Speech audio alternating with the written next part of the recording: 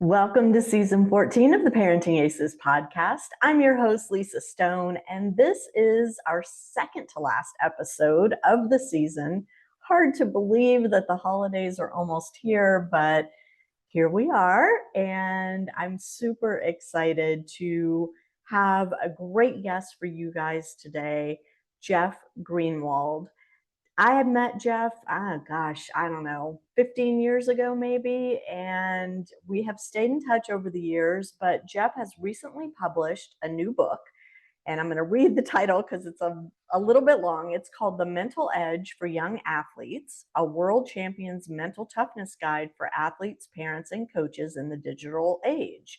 And Jeff sent me a copy of the book, which I've had a chance to read sections of it, focusing mainly on the section for parents, because that's the crux of our conversation today. But I'm super excited to kind of dive into Jeff's thoughts about how we as parents and coaches as well can help young athletes have a more positive experience in their sport, and specifically tennis, since we are parenting aces after all. Before I bring Jeff on, though, just a quick reminder, with the holidays coming up, we do have an online shop, and wouldn't the tennis parent in your life love to have some Parenting Aces swag? We have our caps. This is our black one. We also have it in white.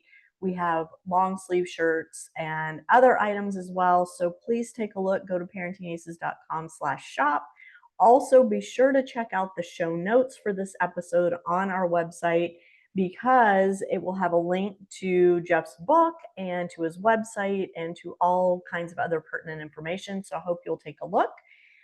Last thing before I close is last week was signing day for Division I, and it was the first signing day of this academic year.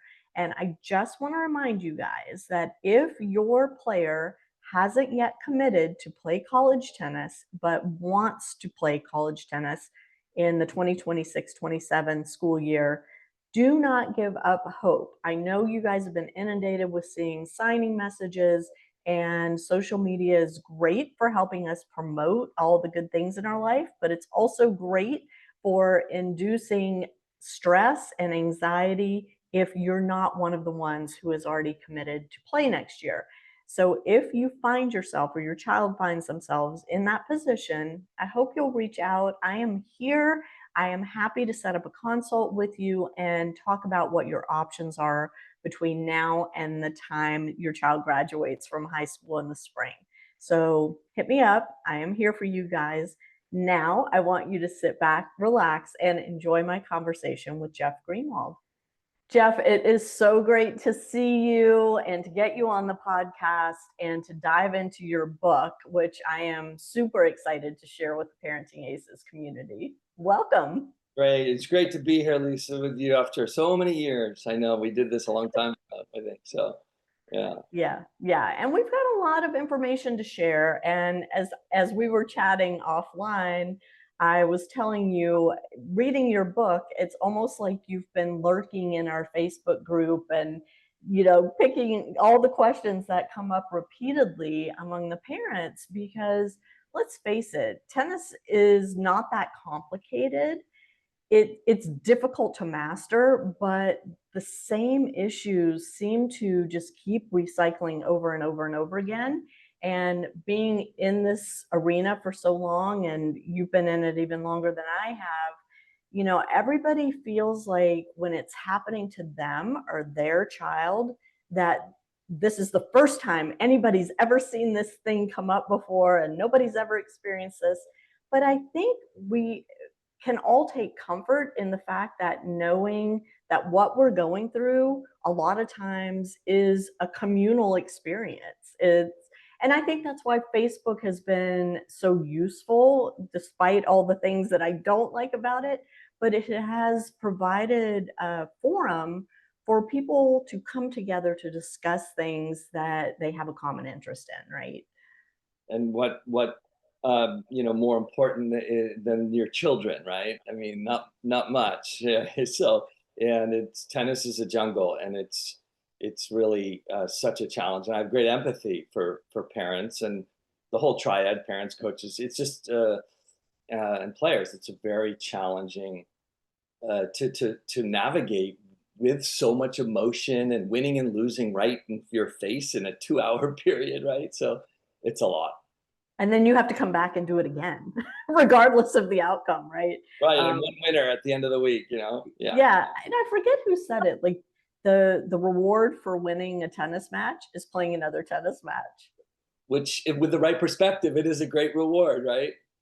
For sure. But, sometimes when you've come off a tough loss, it's difficult to kind of regroup and get back in, which is why I want to jump into your book. And as I mentioned in the intro, you have this phenomenal new book out called The Mental Edge for Young Athletes. And I shared the whole rest of the title in the intro. But before we kind of dive in, do you want to just give our audience a little bit of your background and kind of what led you to write this book in particular? Yeah. So I'm kind of a rare bird in a way because I started well, sort of a little bit, quote, late in tennis. I mean, I was 12, 13 before I played my first tournament at 12, probably.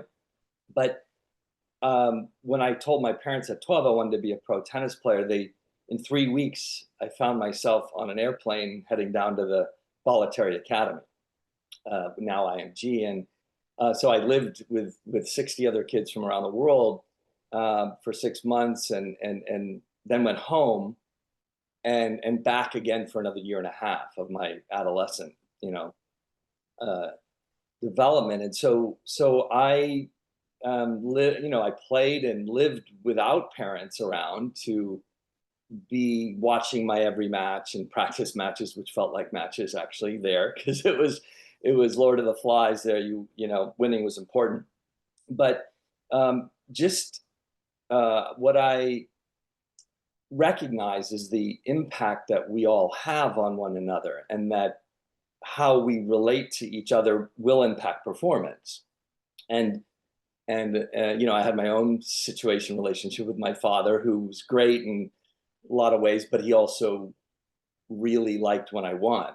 And he wasn't a hard, critical parent, but I think that my interest, curiosity in human development, and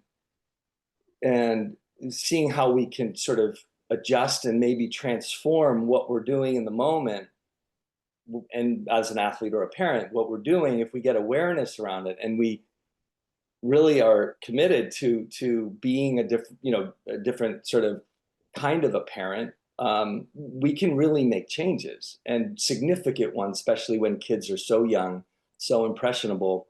So I just feel like this is such an crucial and exciting topic to explore with you, for people. Yeah. When did you transition from tennis player to sports psychologist? So I was coaching tennis in Germany in 1993 to 95, and then that's where I thought, coaching tennis wasn't the end game. So I thought, well, what about psychology? And I thought, what about sports psychology? So I moved back to the States in 1995 to go to graduate school, get my degree in clinical psychology, specializing in sports psychology. And so I hung a shingle in 97, essentially. Yeah. Wow. So you've been at this a minute and have worked with a variety of players, parents, coaches, guiding them. I mean, you've worked in the corporate sphere as well. So you have a lot of experience around this. What I love in your book, and this is kind of where I want the focus of our conversation to be, is that you have a whole section devoted just to the parents. And I think understanding how we as parents of these athletes impact what our athletes are able to do both on and off the court, both as tennis players and just as human beings, is a gift. If we can really kind of delve into that and, like you said, make the changes within ourselves that we need in order to do a better job. And I love how you kick off the section for the parents in the book, and I want to let you kind of retell the story of your experience as a sports parent early on in your daughter's sports journey. Yeah, it was early days. She was, I think, 6 or so, right? She was swimming and I think starting to play soccer and of course playing a little bit of tennis, but we're at a meet and she loved the water. So my wife and I thought we've got a serious swimmer here, and maybe there's some genetics, who knows? And, we thought we'd be spending our days at pools for the rest of, her youth. But so in this race, we're watching and I'm all excited and it was pretty quick. It looks like she's certainly not in first place, but actually last place. And she ended up coming in last place actually. And I was just there like trying to manage my feelings about disappointment for her. She's 6, by the way, right? So there's all this projection we put onto our kids, and so and that's when a friend came over and said, how did she do? I said she had fun, because there it is. What kids get after every match is, how'd you do? Did you win? I mean, that's the question, right? Sure. And, oh, I thought you would beat that person, whatever. So yeah, and all the shoulds, right? So, but anyway, I went over to my wife at the time and I said, "How you doing?" She said, "I'm having some feelings right now." So she kind of like, "Don't talk to me," and but it just really hit me. And here I am in the field. I've been probably 10 years in already, and I'm feeling that the disappointment, the competitiveness, the what is there anything we're doing wrong, and like for a moment, right? And then I'm like, oh, dude, like, welcome to the show, right? Welcome to parenting an athlete. Yeah. catch yourself. I mean, even you. So to the parents watching this or listening to this, I hope you understand that Jeff is a trained professional in this arena. And yet, when it was his own child out there competing, he even had to catch himself and say, wait a second, she's 6 years old. And what am I doing here? So I hope all the parents out there, you will cut yourself some slack.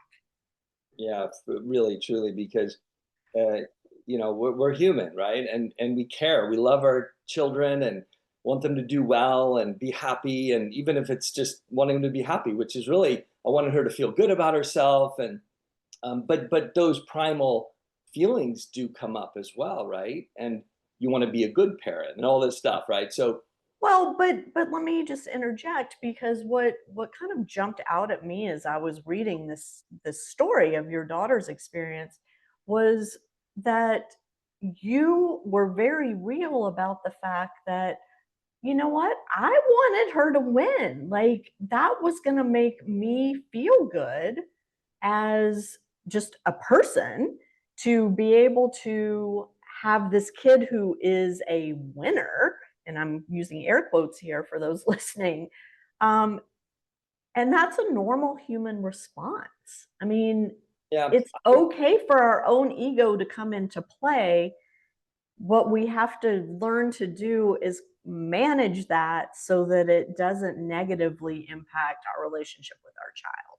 absolutely, absolutely. And to be clear, like having her win that was not, it was more like, but certainly coming in last triggered me for her, but maybe for me too. But either way, the awareness is so strong. Like so, and by the way, I she played tennis, junior tennis, even a little bit up until 12, and my son still plays junior tennis, looking to play college, and so I've been through this for many years, and the awareness is so crucial, and what you're thinking, how you're feeling, how you're speaking to your child, et cetera. And so, I caught that within probably 90 seconds.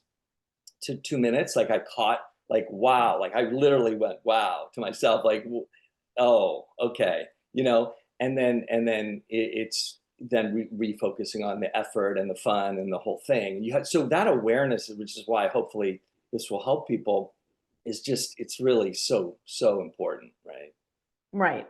And so there is a process as a sports parent of building that awareness. And once you've built the awareness, which I'm not sure it ever ends, this process. I think it's a continuous thing where we're growing and changing. Yeah. But once you become aware or learned how, then there's the piece of translating that into your words, actions, body language Mhm. towards your child, Right. toward your spouse or partner, toward the other parents that are around, Yeah. right? I mean, it's a complicated journey here for all of us that are the parents of these kids working so hard to achieve this goal. For sure. And, it's interesting because there's really a parallel process with the players and the parents, which is, my book has the section for the players and the parents at the end. And, it's what we need to do is help our players develop more mastery, focusing on the things they have control over, right? Yes. Effort and attitude and focus and all. There's so many things. In fact, there's so many more things they have control over.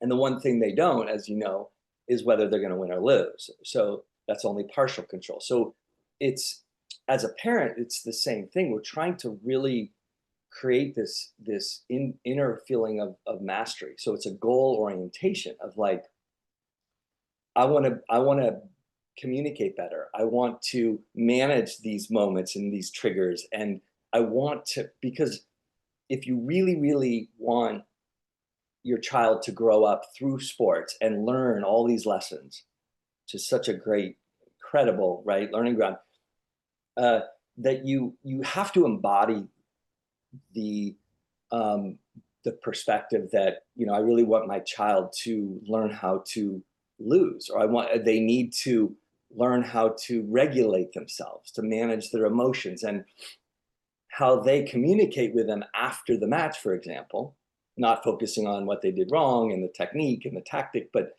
really, and this is not easy. This is where the rubber meets the road, like you said. It's like to have that awareness, that presence, and be able to hold this path of connection and development and, and fun. And if your child's enjoying the game, they're going to get better and better because they'll stay embodying it, believing it, and then it's staying committed to it, just like we ask our players to do when they're trying to play freely and, go for their shots, etc. Right?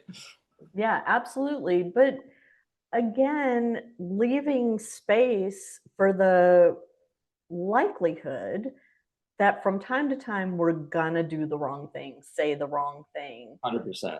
Life is gonna, Totally. get involved where something happened at work today or something happened in another relationship that prevents me as the parent from doing the thing that I know I'm supposed to do here. Yeah, you're stressed. And and I Stressed. Yeah. Hmm.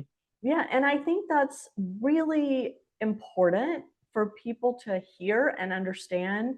Hmm. I don't care how much you read, I don't care how much you work on this.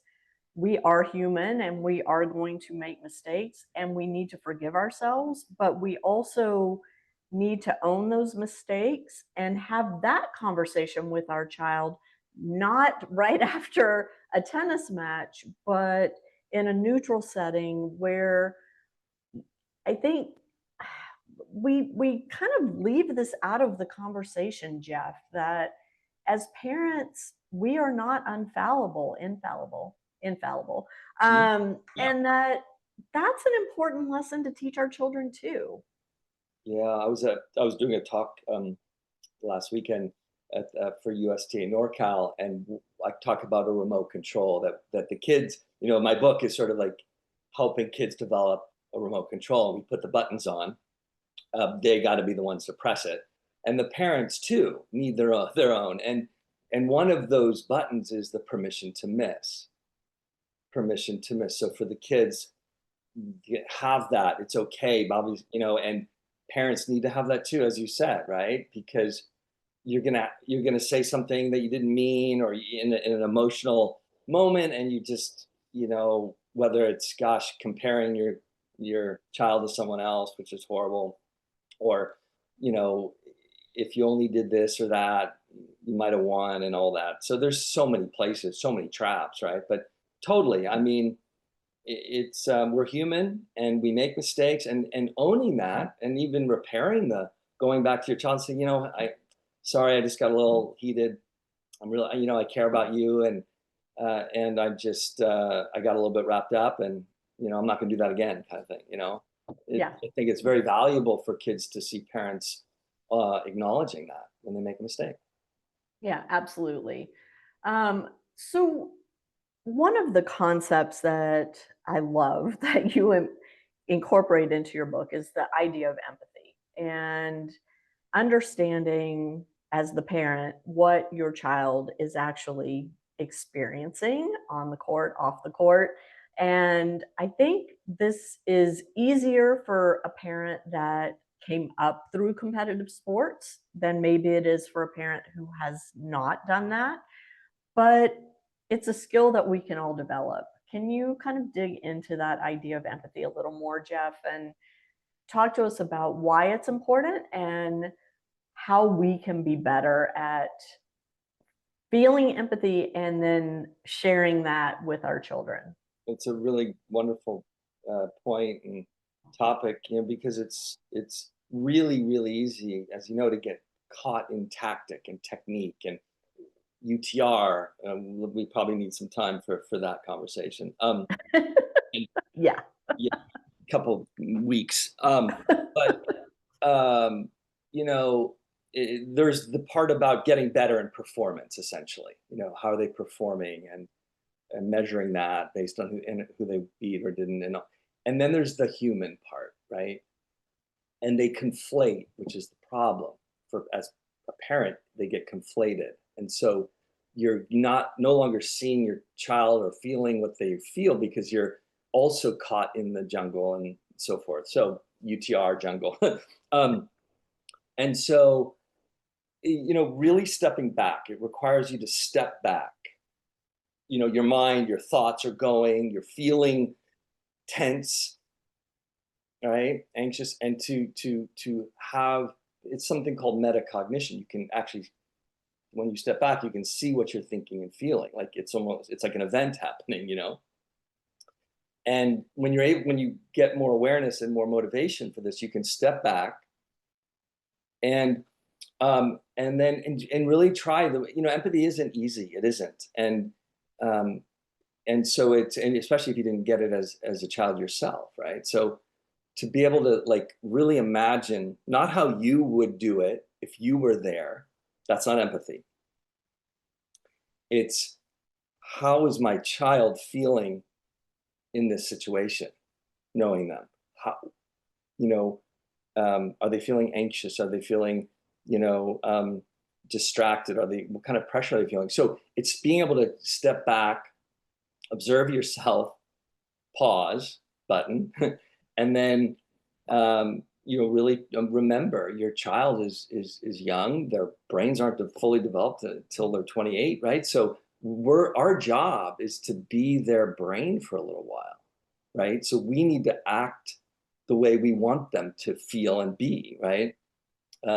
So yeah, I think that ability and willingness and pause can help you put yourself in their shoes, so to speak, and then it might kind of back you off. And by the way, one practical tip is, if you're watching your child play and they're missing forehands and serve is off and goes off the rails, to write down, or in your phone, make a list of the key things you're watching, because coaches aren't there that often, right? So, but to really alleviate that anxiety is to write down things you're seeing and have a relationship with a coach where you can share that observation, those 6 bullet points, whatever, or 3, because you don't want to overwhelm the coach either. But either way, you have those, and know that if the serve's off today or this week or this tournament, it just means that they need to work on some things.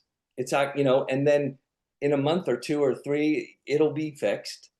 But I think parents who haven't played much or competitively get really nervous that the serve's a disaster. Like it's all wrong. The coach isn't doing what they're supposed to, but it's just a developmental path. And to have that perspective is really helpful, and write it down for the coach. Yeah, I love that idea. And, that was back in the day when my son was competing. I would get those stats apps. I mean, they were very new and very primitive at that point in time, but it just gave me something to keep my mind busy. And so I could focus on something sort of useful as opposed to freaking out every time he missed a drop shot or double faulted or whatever it was. And I think it's a natural reaction as a parent, especially one who hasn't come up through competitive sports, to kind of play that reel in your head of, oh my gosh, I've spent this amount of money, I've spent this many days, this much, Totally. we've missed these family events for this kid's tennis, and why does my child get on the match court and just completely fall apart, and it's the coach's fault, or my kid's not trying hard enough, or whatever the story is we start telling ourselves, some of which may be accurate, but it may just be our kids having a bad day, and we have bad days too, and it's okay.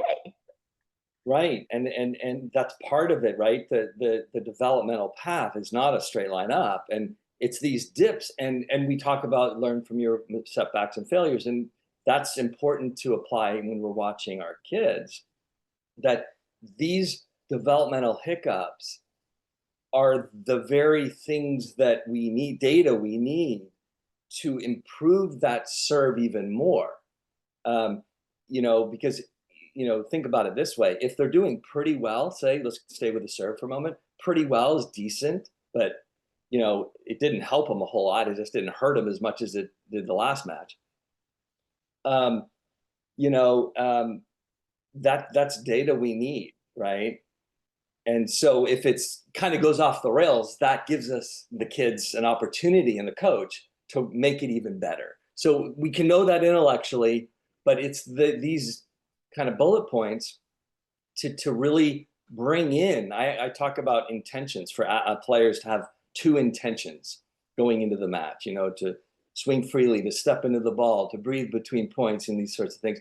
And parents can have their 2 intentions going into the match. They're going to, keep a straight face, maybe, focused on the long-term trajectory, not the short-term. So having intentions is really helpful. One last point I want to make is, because we have empathy here, right, Lisa? We're talking about, we're human, we're parents. Yeah. Tennis is hard to watch.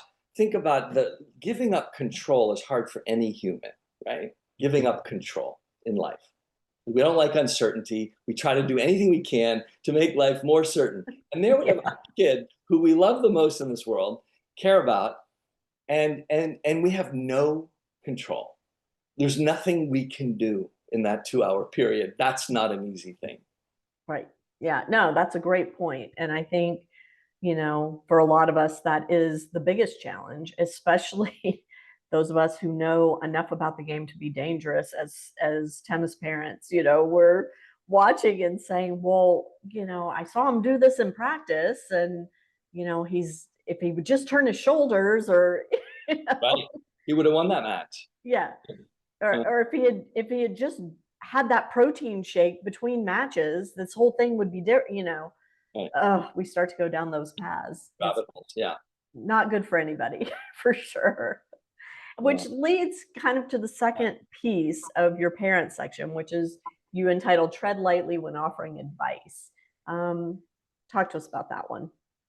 So, well, the story I give is about my son, who was, I stayed out of coaching him because he was that kind of a kid. He wouldn't have, have listened. I learned that because when he came up to the net and I told him to switch his grip when he was like 8 or something, he dropped the racket and he walked off the court. And he said, "This isn't fun anymore." He's that kind of a kid, that kind of temperament. And I said, "Oh, okay."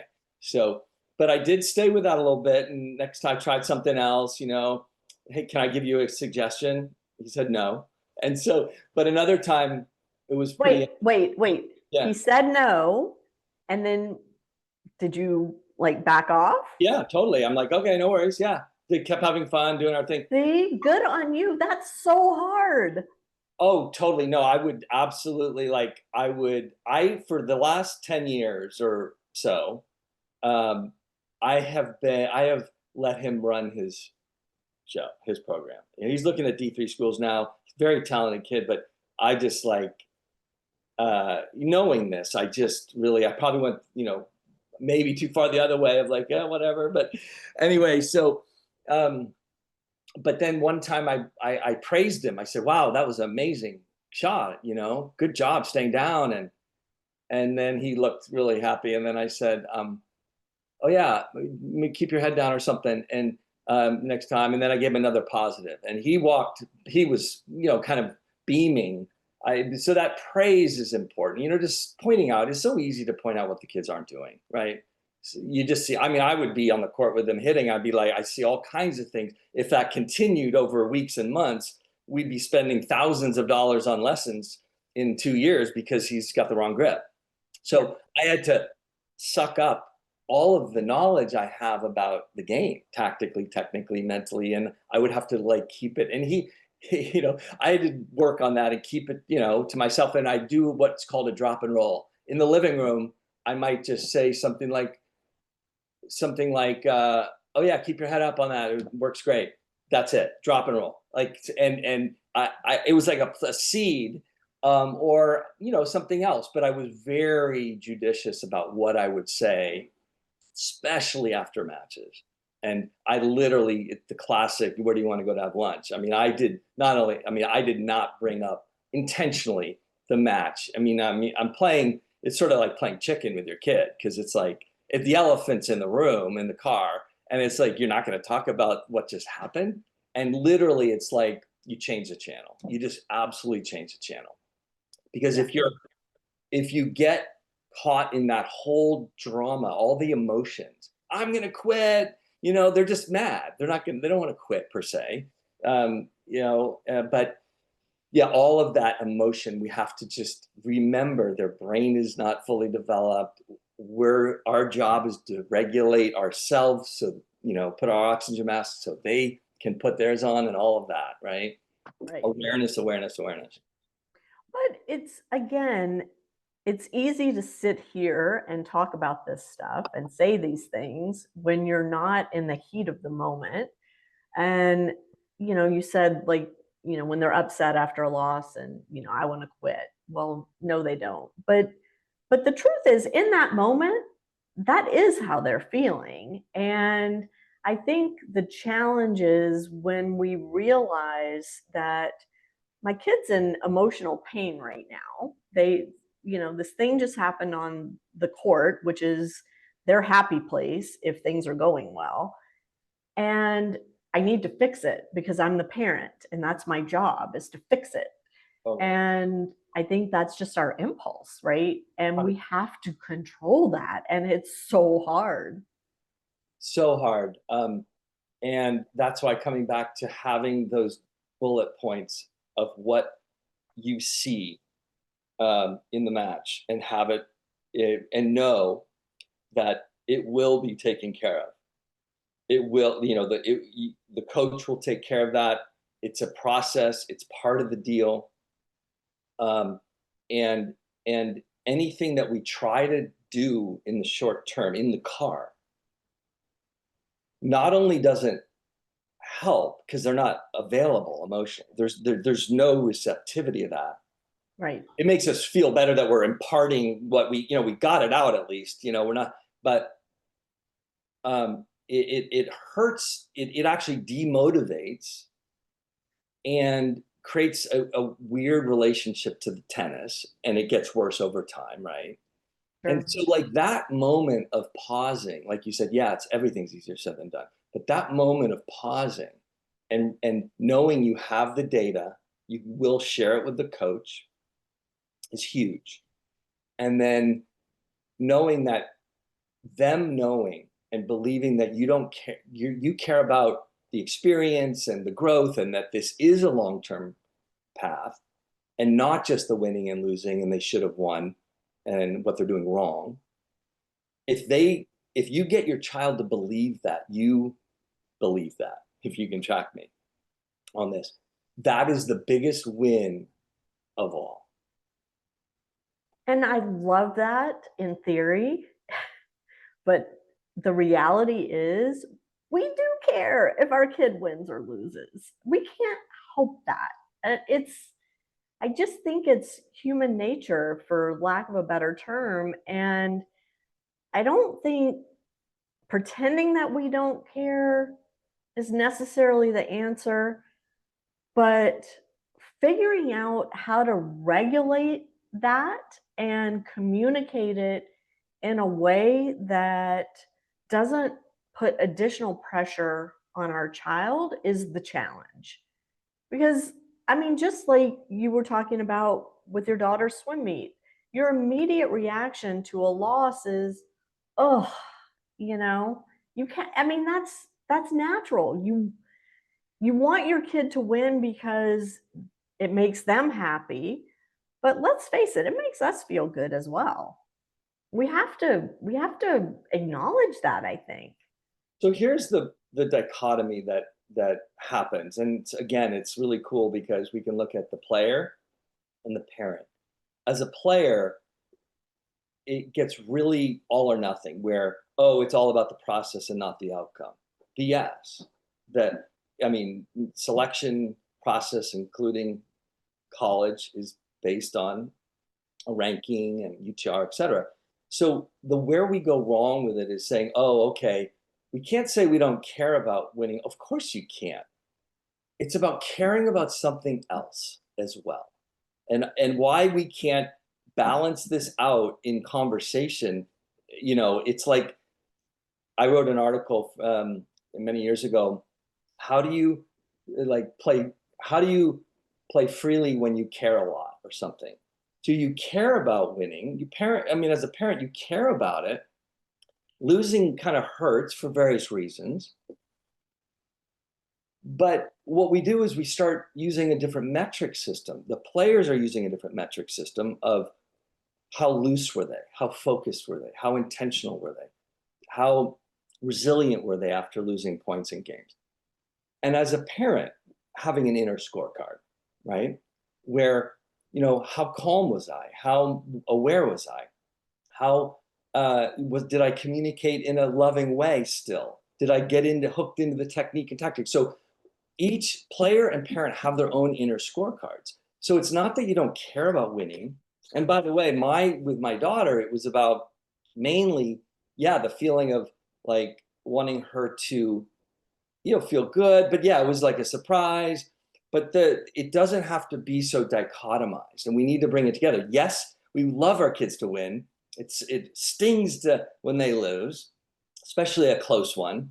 And look at all this stuff that's in motion. I did, they did, and this is going to become a great thing if they play for their whole life. That's just like the biggest win of all, right? Right. And it's funny that you say that, because I don't know if you had a chance to listen to my podcast with Neeru Jayanthi recently, but we talked about that. Like the biggest win in junior tennis is to create lifelong tennis players. And I think if we can, as parents, keep that love alive for the game, then that's such a big accomplishment. I talk all the time about, your job as the parent is to have a great relationship with your kid at the end of this. That's it. If you accomplish that, it's a win, right? You've done everything right, even though you've done little things wrong along the way, maybe. But I think you're so right. Like we think in binary terms, it's win or lose, it's good or bad. Right. But if we can bring that internal scorecard, I love that term. For us as parents, I think, sorry, I just hit my mic. I think that's a really big step in the right direction of, not only what was my body language like, but also maybe how quickly did I recognize when I was getting off the path, when I was veering the wrong way? How quickly was I able Totally. to, recognize and correct? And Two just matches going on. There's two matches. Your kid and their inner experience, right? They're playing, feeling all kinds of things. Their focus is here and there. And as a parent, we're having this whole drama play out internally, yeah. right? And if we can get it right, if we can do better, just like the player, our children, we can do better with our inner scorecard. That matchup will have so much more impact on their performance and success, not to mention happiness, most importantly.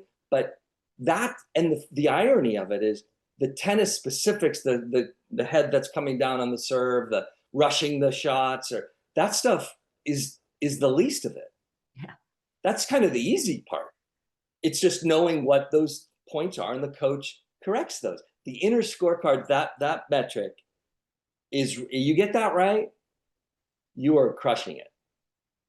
Which is a great segue into this whole question of, why is it that my kid plays so well in practice and then gets on the match court or the tournament court and falls apart? And I think, you kind of address that in the section of your book about normalizing the pre-event nerves and helping them kind of understand what's going on. But how do we do that for ourselves too? In terms of managing the anxiety, or is that what you're saying? Yeah, I mean, it's so easy to watch your kid in practice. You don't stress out, but then you get to a tournament and, I mean, Right. we used to joke when I was the tennis parent in the stands, gosh, these tournaments are missing a huge revenue stream by not selling margaritas out here. Like, we all need something. Boy, talk about a fire, a brush fire. You talk the anxiety of your child in the morning. They're not eating their food breakfast, and you're feeling anxiety for yourself, for them. This whole anxiety fire, right?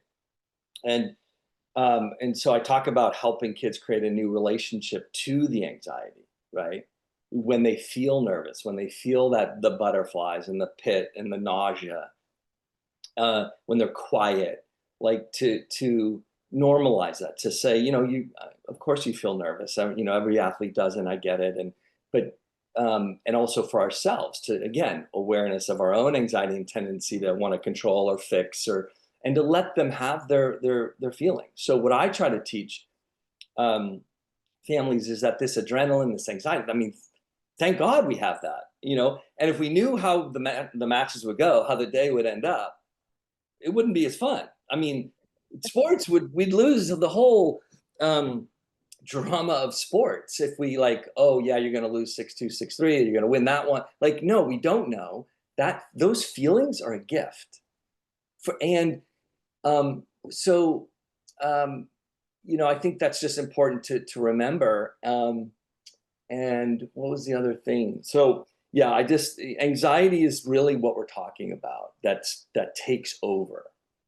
So we're trying to do better with ourselves, and normalizing it for our kids, empathizing with it, and having the kids use this adrenaline. But the number one thing that comes up all the time is expectations, and that's what happened. That's what kind of starts the fire. Kids are expecting this or that, win, lose, usually, right? Outer scorecard. And parents are expecting inner, win, lose. So there's all the outcome pressure and expectations. So if we can do better with putting those expectations on the things we control that we're discussing through this, podcast, it gets a lot more manageable than something we don't control. And we won't know until the day's over, basically, right? Or the match. Right. And I think why it's so important for our kids to go into each match with, yes, a game plan for how they're going to strategize against a given opponent in a given match, but also a game plan for what they're doing between points, what they're doing on side changes, what they do between sets. And these are things that have to be practiced. We, as the parents, also need to practice those things. And, you know, what are we going to do when our kid double faults? What's our body language going to be? Maybe we take 3 deep breaths. Maybe that's our way of handling it. But we also have to practice these things. We can't just tell our kids to do it and then we don't do it ourselves, and we're adding fuel to the fire by our body language, our spoken language, our emotions, all these things.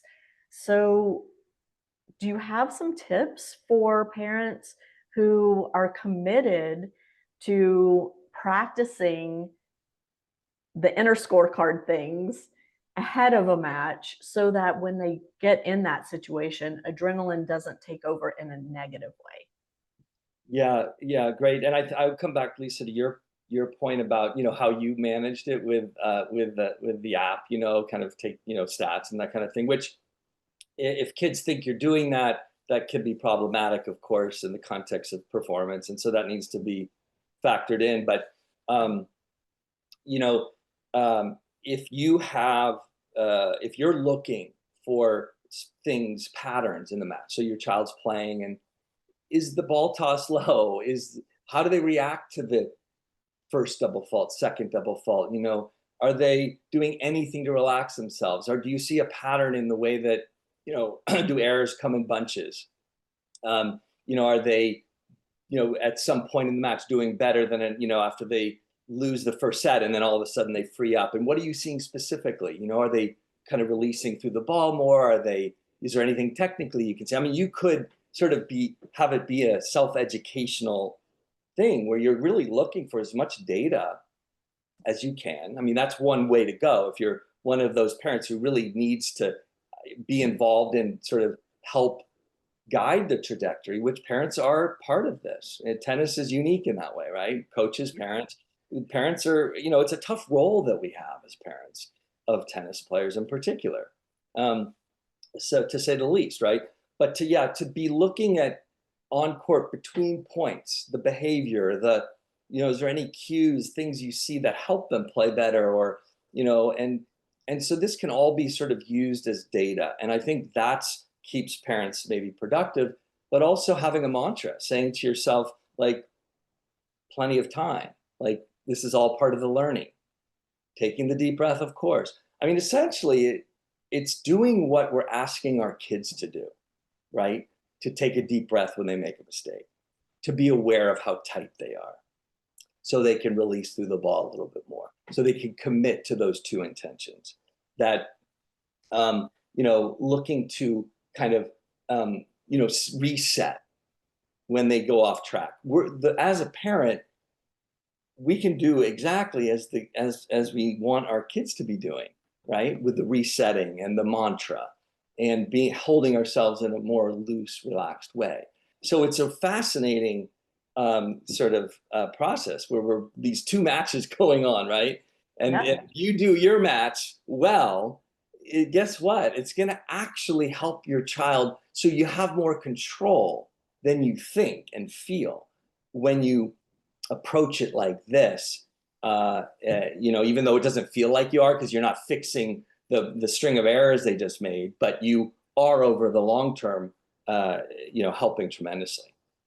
Well, and you're fixing, and I'm again air quotes here, you're fixing your chances of then speaking in the right way, carrying yourself in the right way after the match, so that you, again, don't add fuel to the fire, because your kid's going to come off court upset, angry, whatever, disappointed. And we, as the parent, shouldn't be adding to that. We should be, I guess, helping them in some way by either modeling ourselves or through our language, through our body language, compartmentalizing the disappointment and recognizing that this is just one piece in a very, very long puzzle ahead of us of, like you said, development. It is a journey. Talk about that all the time. But it's so easy to get caught up in the moment and to let our emotions run away with us, whether we're the parent or the player. And I think, again, just learning how to recognize when those stressful moments start to build and gain momentum in ourselves is going to help us then do the things that are the pressure release valves. And so whether it's the breaths, whether it's, making a tight fist and then relaxing, or hunching your shoulders and then releasing them, all of those little things add up to a more positive experience for everybody. Yeah, it's like an internal regulation, right? Like a thermostat. I talk about dials have three dials: focus, loose, and intensity. That it's like, as a parent, to be able to adjust your inner dial, right, to be looser. So body scan is something I teach kids to be aware of their body. It's an internal scan. Usually we carry tension in the neck and jaw, especially, and we start clenching, right? And clenching creates that fight flight. So as a parent, have that, this can be all part of the checklist. I will have on my website a summary of some of these tips for parents. So if they want to come over and get on my newsletter list and have access, so I'll make sure that gets on my website, just all of these different options, the buttons on the remote. But that ability to sort of be aware of that tension that's starting to creep up, which, physically in the jaw, to be able to, let that go a little bit. And remember, the biggest win is when your child believes that you care about the experience, you enjoy watching them play, win or lose. Yeah, also with moments of discomfort and fear, but you're riding the wave just like the kids are riding the wave. So you're in it together. And that's why I wrote the book, for families. Yeah. Yeah. And we'll have a link to Jeff's website in the show notes on parentingaces.com. So be sure and check that out. Jeff, I think, one final point before I let you get on with your day is to recognize that all of these things that we've been talking about, all of this skill development, is not something that's limited to our time with our kids on the tennis court. These are skills that are going to serve us just as they're going to serve our children out in the world, in our interpersonal relationships, in our business relationships, whatever it may be.